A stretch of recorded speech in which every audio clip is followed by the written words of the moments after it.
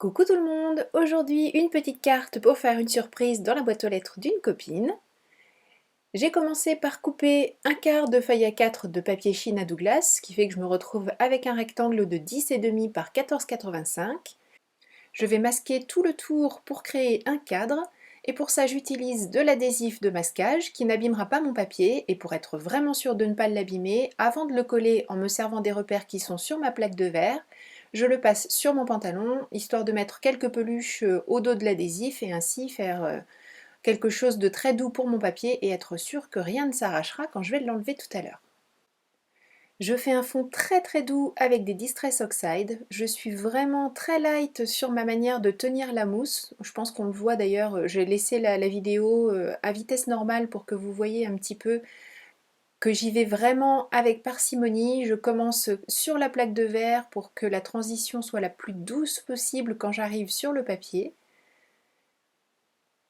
Alors je recharge régulièrement tout simplement parce que ce coloris-là est vraiment très très léger. Et je vais vers le haut de ma carte en faisant en sorte de faire quelque chose d'encore plus nuancé vers le haut de la carte pour laisser le haut blanc et de cette manière n'avoir un effet cadre que sur trois côtés en fait de ma carte et tout le haut va rester blanc.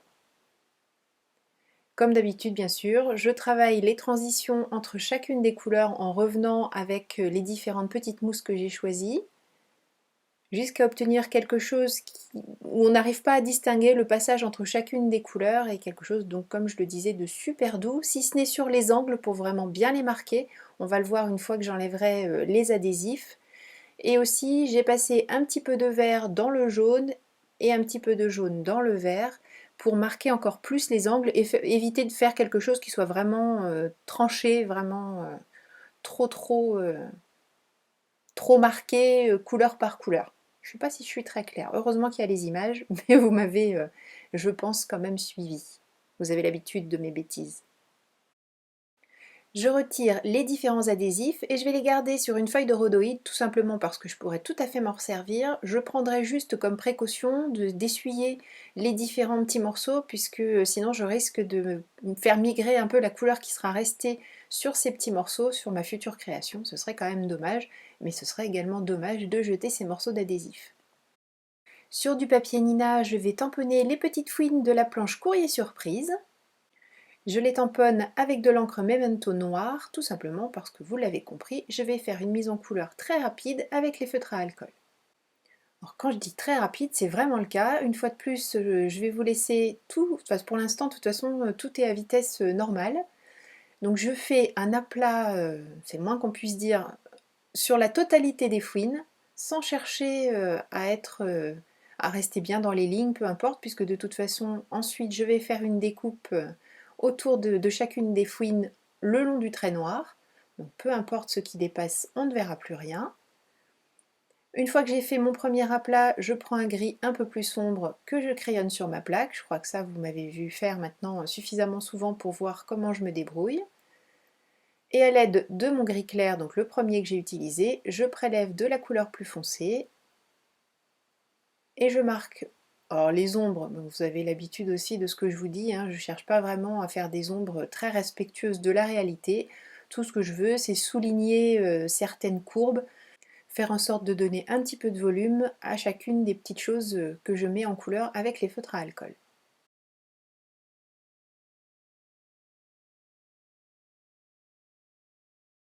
Et pour les parties les plus sombres, j'interviens directement avec le coloris le plus sombre que j'ai choisi. Pas forcément en revenant avec le plus clair, tout simplement parce que comme mon papier est vraiment imbibé de l'encre du feutre précédent, j'ai pas spécialement besoin de faire les transitions, elles se font toutes seules par assimilation avec l'encre qui n'est pas encore, enfin l'alcool qui n'est pas encore évaporé sur ce que j'ai mis précédemment. Par contre, hein, une fois de plus, vous avez remarqué, j'ai pris la précaution de ne pas me poser sur ma plaque de verre pour les raisons que j'ai déjà exposées dans plusieurs vidéos, à savoir pour éviter que la plaque de verre ne me renvoie, entre guillemets, toute l'encre qui est contenue dans les stylos et que ça fasse baver ou que les transitions ne se fassent pas correctement. Donc le fait de se poser sur ce papier, ça aide à faire des transitions encore plus facilement.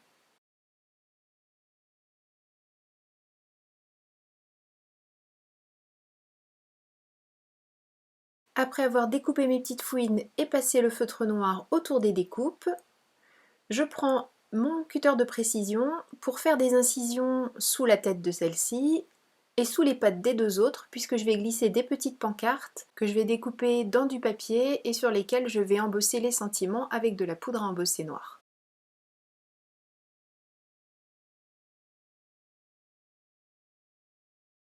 Deux des sentiments viennent de la planche hashtag. De toute façon, j'en profite pour vous dire que bien sûr, vous retrouvez tous les liens dans l'article du blog qui correspond à cette vidéo et le lien vers l'article est sous la vidéo. Et le quelques nouvelles, lui, vient de la planche courrier surprise, de même que le sentiment que je vais rajouter à la fin sur cette carte qui est également issu de la planche courrier surprise.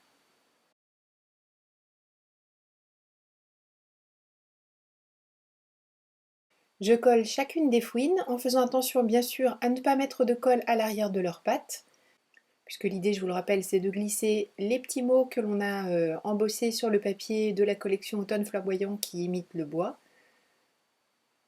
Donc je colle la première fouine. Je dépasse volontairement sur le cadre blanc. Je souhaitais qu'il y ait ce cadre pour souligner l'endroit où on doit regarder, où les yeux doivent s'attarder, mais je trouve que c'est rigolo aussi de faire déborder un petit peu les personnages sur ce que l'on a entre guillemets cloisonné pour justement éviter d'être trop rigoureux, trop strict. Il y a déjà un petit peu de rigueur apportée par le fait que les deux fouines identiques sont collées côte à côte. Donc pour essayer de casser un petit peu tout ça, c'est sympa aussi d'aller au-delà du cadre. Enfin en tout cas je trouvais. Une fois que j'ai collé mes fouines, je mets de la colle au dos des petits panneaux et je les glisse à l'endroit prévu, là où on n'a pas mis de colle et là où on a fait les découpes.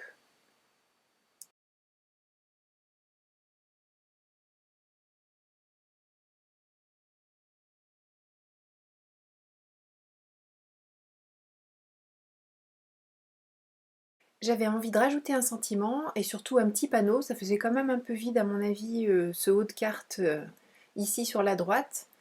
J'ai donc découpé dans le même papier une autre petite pancarte, cette fois-ci avec des petits bouts en forme de queue de poisson. Je colle le panneau et toujours de la planche courrier surprise. Je vais utiliser un des petits rabats d'enveloppe mais pour faire comme si c'était une ficelle qui tenait le petit panneau. Pour la tamponner, comme pour les mots tout à l'heure, j'embosse, non je vais pas l'embosser elle, mais je vais l'ancrer avec de la Versafine.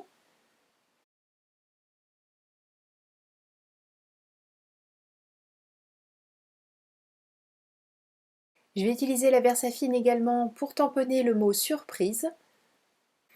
Et du fait de l'épaisseur du papier, il va me manquer une partie du mot surprise. Je vais prendre un feutre noir pour combler ce petit manque.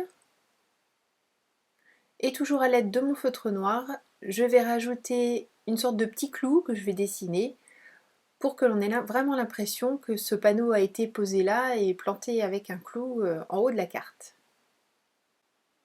Et c'était la touche finale à cette carte. Elle est toute simple mais j'espère qu'elle vous plaît.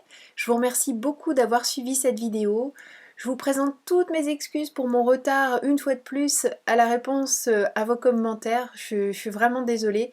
Je suis pas assidue comme je l'aimerais. En tout cas, je les lis tous, ils me font tous extrêmement plaisir, donc merci beaucoup. S'il vous plaît, ne vous offusquez pas ou du retard dans la réponse ou du juste le petit like à vos commentaires.